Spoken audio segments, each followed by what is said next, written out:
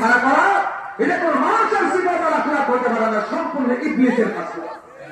আর যারা বলতে হবে কার কাজ করতে যায়, কারণ ইবলিসে যুক্তি দিয়েছিল, এই যুক্তিও তো ঠিক আছে।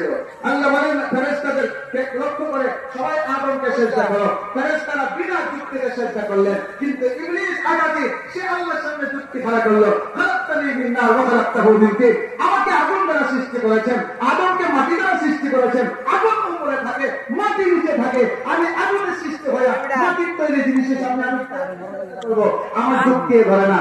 আল্লাহ বলেন আমার বিধানের সামনে তুই যুক্তি খাড়া করেছিস, তাহলে তুই আর আমার রহমতে থাকতে পারবি না, তুই বিতাড়িত শয়তান।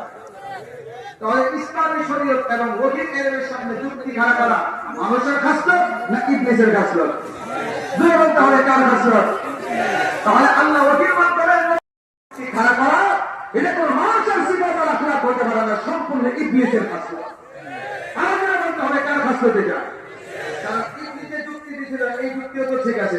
আল্লাহ বলেন ফেরেশতাদের লক্ষ্য করে সবাই আদমকে সিজদা করো, ফেরেশতারা বিনা যুক্তিতে সিজদা করলেন, কিন্তু ইবলিস আগাতে সে আল্লাহর সামনে যুক্তি খাড়া করলো। খালাকতানি মিন নার ওয়া খালাকতাহু মিন তিন, আমাকে আগুন দ্বারা সৃষ্টি করেছেন, আদমকে মাটি দ্বারা সৃষ্টি করেছেন। আগুন উপরে থাকে, মাটি নিচে থাকে, আমি আগুনের সৃষ্টি হয়ে মাটির তৈরি জিনিসের সামনে আমি করবো, আমার যুক্তি ধরে না। আল্লাহ বলেন আমার বিধানের সামনে তুই যুক্তি খাড়া করেছিস, তাহলে তুই আর আমার রহমতে থাকতে পারবি না, তুই বিতাড়িত শয়তান।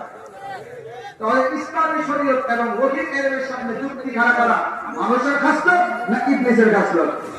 দুই বলতে হবে কার খাসলত? তাহলে আল্লাহ ওহীর